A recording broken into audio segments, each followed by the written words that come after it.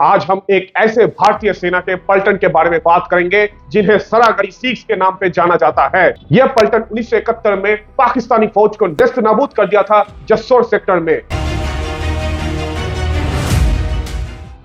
1971 में 4th Sikh regiment 350 infantry brigade का एक हिस्सा था। 350 इन्फेंट्री ब्रिगेड भारतीय फौज का 9 इन्फेंट्री डिवीजन में थे और 9 इन्फेंट्री डिवीजन भारतीय फौज का 2 कोर का हिस्सा था। अब 4th सिख रेजिमेंट जो था उसका कमांडर था लेफ्टिनेंट कर्नल DS सिद्धू। इस पलटन को वेस्ट बंगाल में डिप्लॉय किया गया था मुक्ति बाहिनी को ट्रेन करने के लिए और पाकिस्तानी फौज का कमर तोड़ने के लिए। उन्होंने मुक्ति बाहिनी को ट्रेनिंग दिया और धीरे धीरे जसोर सेक्टर में पाकिस्तानी फौज थे उनके खिलाफ मुक्ति बाहिनी को ट्रेन करके उनको डिप्लॉय किया गया था। जब नवंबर का महीना आया तब 4th सिख रेजिमेंट को पहली बार अनऑफिशियली पाकिस्तानी फौज के खिलाफ फुल फोर्स पे डिप्लॉय करने का मौका आया था। तो पहला हमला जो 4th सिख रेजिमेंट को करना था वो था पाकिस्तानी फौज का बर्नी बॉर्डर आउटपोस्ट में और ये हमला होने वाला था 17 नवंबर 1971 में। तो आइए पहले जानते हैं हमारे पोजीशंस और दुश्मन के पोजीशंस। तो आपको दिखाई दे रहा है कि लाल में है पाकिस्तानी फौज। पाकिस्तानी 107 इन्फेंट्री ब्रिगेड जसोर में था। उस ब्रिगेड का एक battalion 38 frontier force 2 company less था चौगाछा में और 1 कंपनी था बोर्नी बॉर्डर आउटपोस्ट में।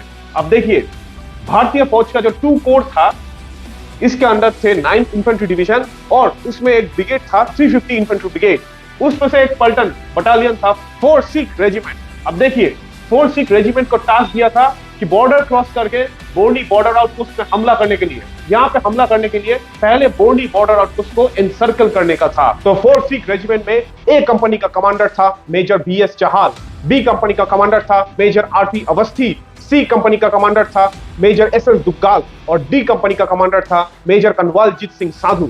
सो 1 by 1 A, B, C and D companies of the 4th Sikh regiment crossed the border and established roadblocks on Makarpur, Hijuli, Ballabpur and Naudapara, encircling the Pakistanis inside the Borni border outpost. Yet the Pakistani forces decided to break through. At first they called in F-86 Sabres from the Pakistani Air Force to attack the positions of the 4th Sikh that were encircling them.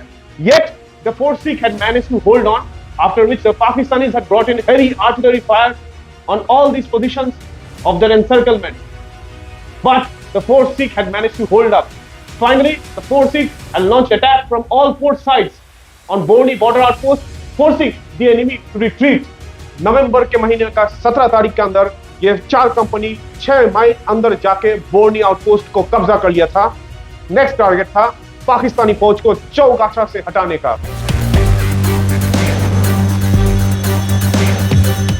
तो 4th Sikh regiment ने बोर्नी outpost पे अपना कब्जा बना लिया और भारतीय territory से थोड़ा ज्यादा एरिया कब्जा करके वहां पे बैठ गए थे। नेक्स्ट टारगेट था पाकिस्तानी 107 इन्फेंट्री ब्रिगेड जो जसोर में बैठे थे उसको भगाने का। तो नेक्स्ट टारगेट था चौगाछा में हमला करने के लिए। तो चौगाछा में बैठे थे पाकिस्तानी फौज के 38 फ्रंटियर फोर्स और 4th सिख को रिस्पॉन्सिबिलिटी दिया गया था चौगाछा को इंसर्कल करके दुश्मन का खात्मा करने के लिए। अगर यह पॉसिबल था तो इतना एरिया भारतीय फौज के कब्जे में आ जाएगा। तो देखिए पहले 4th सिख ने क्या किया, उन्होंने कबतक रिवर जो था चौगाछा में वहां पे अपना पोजीशन बना लिए थे और उनके ऊपर 38 फ्रंटियर फोर्स ने भारी बॉम्बार्डमेंट किया आर्टिलरी फायर से और पाकिस्तानी एयरफोर्स को भी लाके उनके ऊपर एयर स्ट्राइक्स लॉन्च किए थे। लेकिन फिर भी 4th सिख अपना पोजीशन पे डटे बैठे थे और कबतक रिवर के ऊपर जो ब्रिज था उसको भी होल्ड करके रखा था। 4th सिख के साथ 45 कैवलरी का एक टैंक स्क्वाड्रन भी था जो PT-76 टैंक से लैस था और ये टैंक भी 38 फ्रंटियर फोर्स को पीछे नदी के उस साइड से ज्यादा आगे नहीं बढ़ने दे रहे थे। तो पाकिस्तानी 107 इन्फेंट्री ब्रिगेड को जसोर से हटाने के लिए भारतीय फौज ने 42 इन्फेंट्री ब्रिगेड को भी भेजा था। तो 42 इन्फेंट्री ब्रिगेड का 14 पंजाब और C स्क्वाड्रन और 45 कैवलरी को गरीबपुर को होल्ड करने के लिए बॉर्डर क्रॉस करके 20 तारीख के अंदर वहां पे बैठने के लिए उनको बोला गया था। 20 नवंबर के रात को पाकिस्तानी 107 इन्फेंट्री ब्रिगेड ने अपना 3rd इंडिपेंडेंट आर्मर स्क्वाड्रन जो M24 शैफी टैंक से आर्म्ड था वो लेके गरीबपुर में हमला लॉन्च किया। लेकिन 14 पंजाब और C स्क्वाड्रन और 45 कैवलरी ने पूरा 3rd इंडिपेंडेंट आर्मर स्क्वाड्रन का खात्मा कर दिया था और पाकिस्तानी फौज को 200 प्लस से भी ज्यादा कैजुअलिटीज लेने के लिए मजबूर किया था।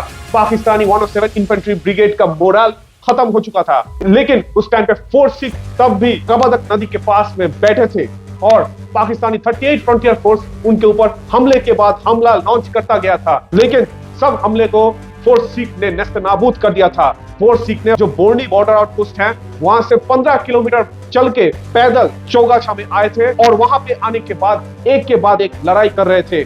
22 तारीख में जब ये हमला सब हो रहे थे, गरीबपुर भारतीय फौज के कब्जे में था, लेकिन फोर्स सिख तभी भी डटे हुए थे चौगाछा में। तब पाकिस्तानी फौज ने फिर से पाकिस्तानी F-86 सेबर्स को बुलाए थे एयर स्ट्राइक करने के लिए। तब भारतीय फौज ने अपने 22 स्क्वाड्रन से नेट जंगी जहाज भेज के ये 3 पाकिस्तानी F-86 सेबर्स के ऊपर हमला किए थे। इसके बाद 2 पाकिस्तानी F-86 सेबर एकदम डिस्ट्रॉय हो चुके थे और एक गोली लगने के बाद किसी तरह ढाका के तरफ वापस गए थे। ये दो जो F-86 सेबर्स क्रैश हुए थे, इन पायलट्स को भी फोर्स सिख रेजिमेंट ने ही कैप्चर किया था। मेजर कनवालजीत सिंह साधु खुद फ्लाइट लेफ्टिनेंट परवेज मेहदी कुरैशी को कैप्चर किया था और एक और जो पायलट जो कैप्चर हुए थे उनका नाम है flying officer Khalil Ahmed. Flight lieutenant Parvez का जो F-86 जंगी जहाज था वो बोनगांव में भारत के अंदर क्रैश हुए थे। ये फोर्स सिख रेजिमेंट के जवानों के पास जब कैप्चर हुए थे तब उनको बहुत ज्यादा ब्रूटली ट्रीट किया गया था, उनको थोड़ा मारपीट भी किया गया था, लेकिन मेजर कनवालजीत सिंह साधु खुद जाके जेनेवा कन्वेंशंस को मानते हुए उस पायलट को रेस्क्यू भी किया था। लेकिन फोर्स सिख रेजिमेंट का लक उतना अच्छा नहीं था। कबरदक नदी के ऊपर जो ब्रिज था चौगाछा के जस्ट नॉर्थ में, वो ब्रिज को पाकिस्तानी फौज ने डिस्ट्रॉय कर दिया था। फोर्स सिख रेजिमेंट का बहादुर जवान सिर्फ 500 फीट की दूरी में थे जब यह ब्रिज का तबाही हो चुका था। तो फोर्स सिख यहाँ पे आ गए थे, ये ब्रिज को पूरा डिस्ट्रॉय कर दिया था पाकिस्तानी 38 फ्रंटियर फोर्स ने और यहाँ पे जोरों शोरों से हमला हो रहा था। 22 तारीख के रात को फोर्स सिख के साथ 45 कैवलरी का टैंक्स भी ज्वाइन कर लिया था 38 फ्रंटियर फोर्स जो ब्रिज डिस्ट्रॉय किया था। उसके बाद 22 नवंबर रात को 38 फ्रंटियर फोर्स ने खुद रात में ये नदी क्रॉस करके फोर्स सिख के ऊपर हमला लॉन्च किया था। इस हमले के बाद फोर्स सिख का जो C और D कंपनी था वो 38 फ्रंटियर फोर्स को मार के वहां से भगा दिया था और खुद 23 तारीख को फोर्स सिख के सब कंपनी ने ये रिवर को कंट्री बोट्स पे क्रॉस करके चौगाछा में 38 फ्रंटियर फोर्स के ऊपर एक बहुत भारी हमला लॉन्च कर दिया था और 23 तारीख के अंदर 38 फ्रंटियर फोर्स ने चौगाछा से भागना शुरू कर दिया। चौगाछा फाइनली फोर्स सिख के कब्जे में था। चौगाछा में फोर्स सिख ने पाकिस्तानी बहुत सारे हथियार और एम्यूनिशन के स्टोर को भी कैप्चर किया था। तो कबरदक नदी के उस साइड चौगाछा भी अभी भारतीय फौज के हाथ में है, बोर्नी बॉर्डर आउटपोस्ट भी भारतीय फौज के हाथ में है और नेक्स्ट टारगेट जो था वो जसोर सिटी को कैप्चर करने का। लेकिन फोर्स सिख को 24 नवंबर में चौगाछा से विड्रॉ करके बोयरा में वापस लिया गया था 26 मद्रास को रिलीव करने के लिए। अब फोर्स सिख रेजिमेंट के नसीब में क्या था? अभी तक ऑफिशियली पाकिस्तान के साथ भारत का युद्ध भी डिक्लेयर नहीं हुआ था। मुक्ति बाहिनी अपना फाइटिंग कर रहे थे इस एरिया में और पाकिस्तानी 107 इन्फेंट्री ब्रिगेड भी डट के बैठे थे जसोर सिटी में। गरीबपुर में हारने के बाद जसोर सिटी को एक फोर्ट्रेस की तरह रीइंफोर्स कर दिया गया था। क्या करेगा अभी फोर्स सिख रेजिमेंट और बाकी भारतीय force in that area?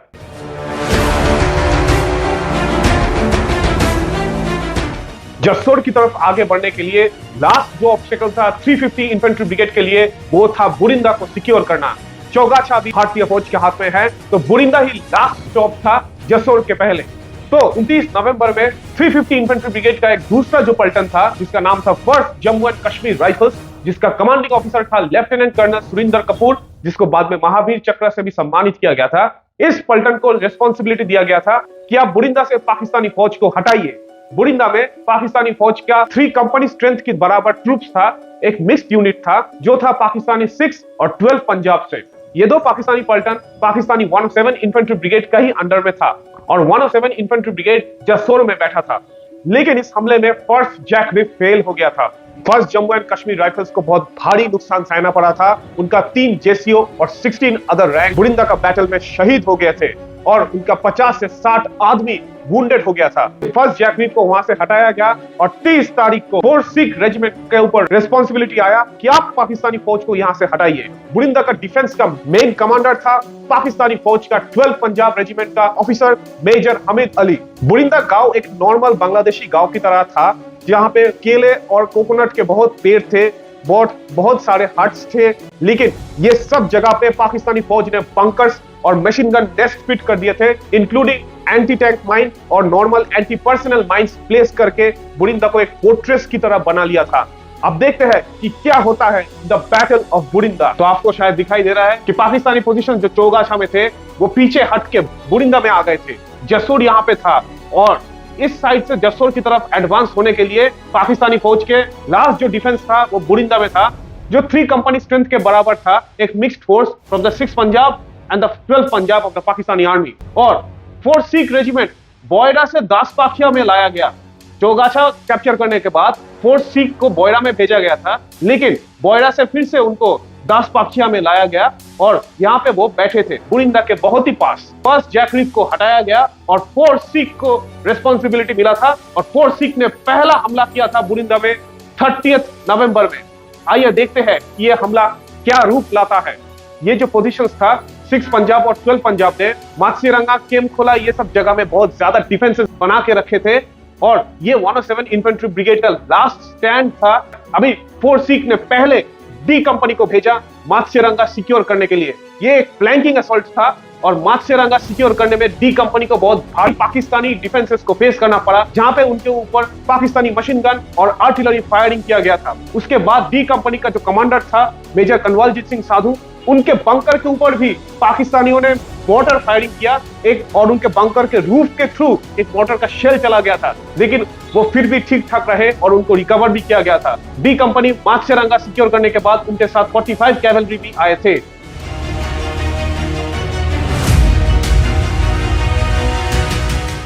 A company ने मात्सीरंगा पे आ गया था और पाकिस्तानियों को और नीचे पुश कर दिया। This happened by the 1st of दिसंबर।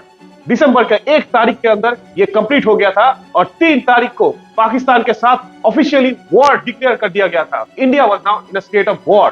पहले हेवी आर्टिलरी को यूज करके बुरिंदा के ऊपर, पाकिस्तानी पोजीशंस के ऊपर बहुत भारी बॉम्बार्डमेंट किया गया था। अभी देखिए, 1 प्लाटून और 1 कंपनी बुरिंदा का नॉर्थ में था, 2 प्लाटून था बुरिंदा के ईस्ट साइड में, 1 कंपनी था, कंपनी स्ट्रेंथ ऑफ ट्रूप्स, क्योंकि देखिए यहाँ पे मिक्स्ड फोर्स ऑफ 6 पंजाब और 12 पंजाब था, तो 1 कंपनी स्ट्रेंथ था केमखोला में और 1 कंपनी था मोहम्मदपुर में। तो 3 तारीख को 1 कंपनी ने खुद पुश किया और बुरिंदा के अंदर तक चले गए पाकिस्तानियों को पुश करते करते, लेकिन उनको बहुत भारी हेवी मशीन गन फायर और पाकिस्तानी आर्टिलरी फायर का सामना करना पड़ा। 4 तारीख के 1:45 PM ने बी कंपनी ने पहला हमला किया था और यह फ्रंटल असॉल्ट था। फ्रंटल असॉल्ट के लिए बी कंपनी को बहुत भारी कैजुअलिटी सहना पड़ा और वो और भी अंदर तक चले गए थे और पाकिस्तानी फौज का डिफेंसेस और भी छोटा होता गया था, जो बुरिंदा गांव के अंदर कॉन्सेंट्रेट होता गया। यह हमला चला 5 दिसंबर तक, सुबह 4 बजे तक। बी कंपनी को सपोर्ट करने के लिए सी कंपनी भी आ गया था। सी कंपनी के साथ आया था 45 कैवलरी का PT-76 टैंक। 7 टैंक सी कंपनी के साथ आया था, लेकिन उसमें से 2 tank Pakistani anti tank mine और पाकिस्तानी रॉकेट लॉन्चर्स के लिए डिस्ट्रॉय हो गया था। तो सी कंपनी और 5 बचे टैंक पाकिस्तानी फौज को नेस्त नाबूद करते करते बुरिंदा सेंटर के डिफेंसेस तक लाया था और बाद में पाकिस्तानी फौज भागने पे मजबूर हो गया था और वो बुरिंदा छोड़ के जसोर की तरफ भागे। लेकिन बी कंपनी जो ये मेन असॉल्ट लीड कर रहा था, जंग के बाद उनमें से सिर्फ 20 आदमी ही स्टैंडिंग थे। 60 men from B company was wounded in action और बहुत लोग भी मारे गए थे। सी कंपनी ने चेस करता रहा दुश्मन को और सी कंपनी ने भी बहुत भारी कैजुअलिटीज इंफ्लिक्ट किया दुश्मन के ऊपर और हैंड टू हैंड फाइटिंग भी स्टार्ट कर दिया था, लेकिन पाकिस्तानी फौज भाग गए थे। सी कंपनी का 5 आदमी बुरिंदा का बैटल में शहीद हो गया था।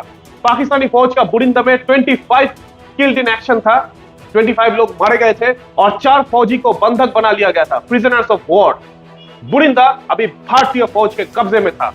अभी बुरिंदा का लिबरेशन दिसंबर के 5 तारीख के अंदर हो गया था और दिसंबर के 6 तारीख के अंदर पाकिस्तानी 107 इन्फेंट्री ब्रिगेड जसोर छोड़ के भाग गया था खुलना की तरफ। 4th सिख बाद में जसोर सिटी पहुंचे और जसोर में 4th सिख और बाकी भारतीय फौज जो वहां पे एंटर किए थे उनको बहुत ज्यादा सम्मानित किया था बंगाली लोग और मुक्ति वाहिनी ने। अभी 4th सिख रेजिमेंट के नसीब में जसोर के लिबरेशन के बाद क्या लिखा है।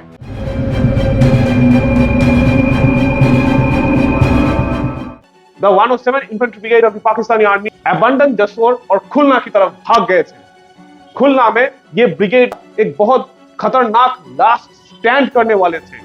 अभी भी खुलना को सिक्योर करना भारतीय 9th इन्फेंट्री डिवीजन का एक प्लान का हिस्सा था, जो अभी भी बाकी था। पाकिस्तानी 107 इन्फेंट्री का जो बचा खुचा फोर्सेस था, जिसमें से 6 Punjab, 12 Punjab, 15 frontier force, 22 frontier force और द 38 फ्रंटियर फोर्स भी शामिल था।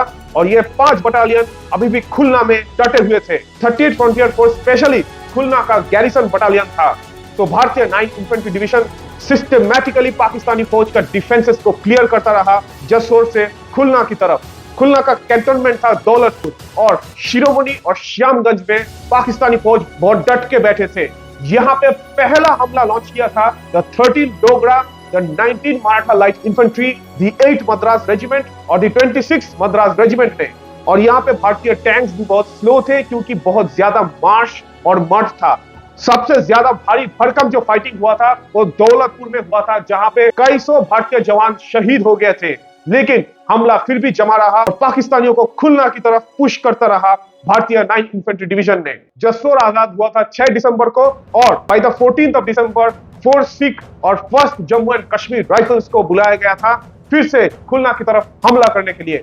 आइए देखते हैं कि यह हमला लॉन्च कैसे हुआ।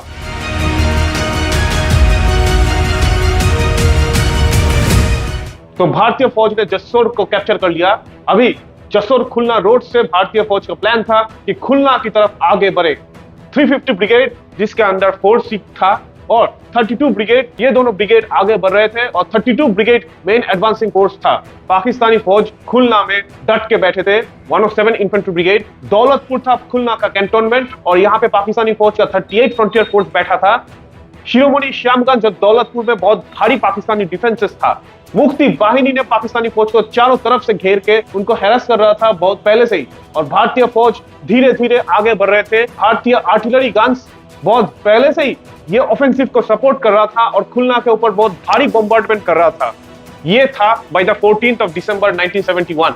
जसोर आजाद हो गया था 6 तारीख के अंदर, लेकिन 8 दिन तक खुलना के लिए बहुत ज्यादा फाइटिंग चला था, जिसमें 19 मराठा लाइट इन्फेंट्री, 13 डोगरा, 8 मद्रास और 26 मद्रास ने बहुत भारी भरकम हमला किया पाकिस्तानियों के पोजीशंस के ऊपर। आपको शायद दिख रहा है कि शिरोमणि में था पाकिस्तानी 15 फ्रंटियर फोर्स, श्यामगंज में था अ mixed force of the 22 frontier force और द 6 पंजाब, 12 पंजाब भी था, और 38 फ्रंटियर फोर्स खुलना का दौलतपुर कैंटोनमेंट में था। और मुक्ति वाहिनी का सेक्टर 8 के जो फोर्सेस था, वो भारतीय फौज के साथ मिलके शिरोमणि और दौलतपुर में हमला कर दिया था। भारतीय टैंक्स भी आए थे और यहाँ पे बहुत भारी टैंक बैटल भी हुआ।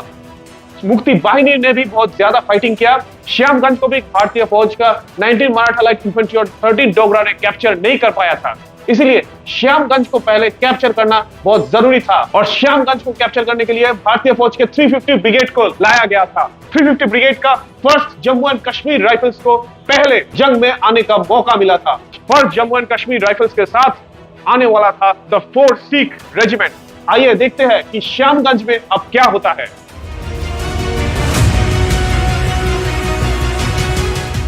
अभी इन 2 पलटन को श्यामगंज और शिरोमणि में राइट साइड से फ्लैंक करने के लिए भेजा गया था। तो 1st Jammu and Kashmir rifles पहला पलटन था हमला करने के लिए, और ये पलटन और भारतीय टैंक्स भैरव नदी को क्रॉस करके श्यामगंज में पहुंच के पहले पाकिस्तानी फौज का बंकर्स जो था उनको उड़ाया। उसके बाद पाकिस्तानी पोजीशंस को कैप्चर कर लिया था। यहाँ पे भारतीय टैंक्स भी 1st Jammu and Kashmir rifles को बहुत ज्यादा सपोर्ट किया था। और श्यामगंज को कैप्चर करने के बाद 4 सिख रेजिमेंट आया था 15th ऑफ दिसंबर में। 4 सिख रेजिमेंट को जो टास्क दिया था वो था शिरोमणि के पास जाके जसोर खुलना रोड में एक रोड ब्लॉक बनाने का। अभी देखते हैं कि क्या करता है द 4 सिख रेजिमेंट। 15 दिसंबर के अंदर ये था पोजीशंस पाकिस्तानी फौज का। 1st जैकरीव भैरव नदी को क्रॉस करके श्यामगंज पे हमला कर दिया था, लेकिन 6 पंजाब अभी भी डटे हुए थे। 15 फ्रंटियर फोर्स शिरोमणि में डटे हुए थे और 26 मद्रास उनको हमला कर रहा था। एक के बाद एक हमला हो रहा था। 13 डोगरा और 19 मराठा लाइट इन्फेंट्री भी था, और 19 मराठा लाइट इन्फेंट्री भी श्यामगंज में नॉर्थ से अपना हमला कंटिन्यू करता रहा। लेकिन 13 डोगरा डिसाइड किया कि शिरोमणि में हमला करने के लिए, इसीलिए पाकिस्तानी फौज को शिरोमणि में आइसोलेट करना पॉसिबल हो गया था। अभी 6 पंजाब का ये टेरिटरी था और 22 फ्रंटियर फोर्स यहाँ पे था। 22 फ्रंटियर फोर्स और 6 पंजाब को आइसोलेट करने के लिए यहाँ पे एक स्ट्रिप ऑफ लैंड कैप्चर करना था, इसीलिए 4 सिख अभी आने वाला था। 4 सिख भी भैरव नदी को क्रॉस करके यहां पे बैठ गया था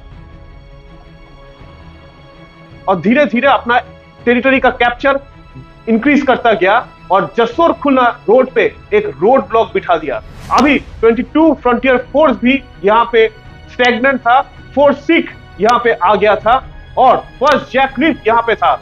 श्यामगंज को कैप्चर करने के बाद फर्स्ट जैकलिफ ने 6 पंजाब को पुश किया और फोर्स सिख ने यहाँ पे एक 700 मीटर्स लॉन्ग ब्रिज हेड को कैप्चर करके रखा था। अभी फर्स्ट जैकलिफ और फोर्स सिख का लिंकअप करना था। यहाँ पे भी पाकिस्तानी फौज एक के बाद एक काउंटर अटैक करता गया।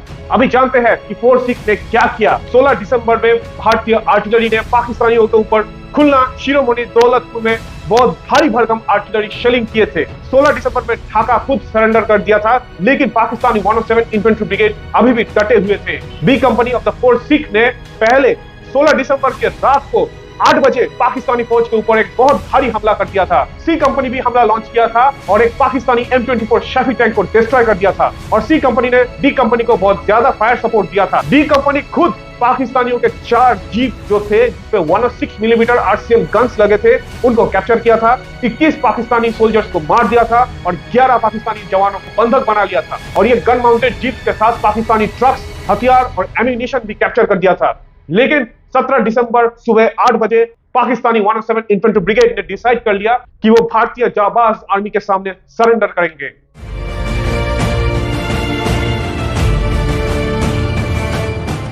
तो ऑफिशियली फाइटिंग खत्म हो गया।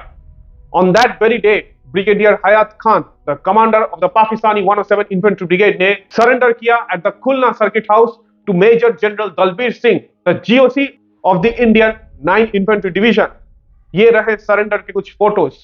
इस फोटो में ब्रिगेडियर हयात खान और brigadier HS Sadhu, commander of the 350 infantry brigade, जिसके अंडर में था द 4 सिख रेजिमेंट और द 32 इन्फेंट्री ब्रिगेड, ये दो कमांडर्स के साथ ब्रिगेडियर हयात खान का फोटो है।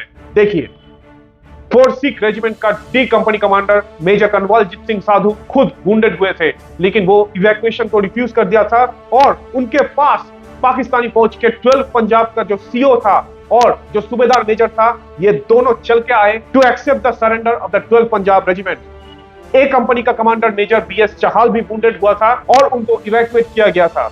Lieutenant colonel DS Sidhu, commander of the 4 Sikh regiment, खुद आया था, पाकिस्तानी POW से खुद मीट किया था।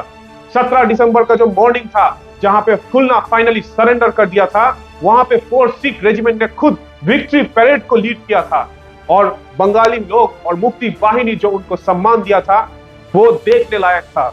4 सिख रेजिमेंट को थिएटर ऑनर ईस्ट पाकिस्तान और बैटल ऑनर बुरिंदा और बैटल ऑनर शिरोमणि से सम्मानित किया गया था। लेकिन ये विक्ट्री और सम्मान के लिए 4 सिख को बहुत ज्यादा कीमत देना पड़ा अपने खून से। 36 जवान 4 सिख रेजिमेंट के शहीद हो गए थे और 169 वुंडेड हो गए थे, जिसमें से 6 ऑफिसर्स था। अभी सोचिए कितना खून देने के बाद और कितना सैक्रिफाइस देने के बाद 4 सिख रेजिमेंट को यह विक्ट्री नसीब हुआ था। ऐसे जाबाज पलटन के लिए मेरा सलाम। अगर आपको ऐसे ही मिलिट्री हिस्ट्री वीडियोस देखना पसंद है तो please like and subscribe to my channel. Thank you.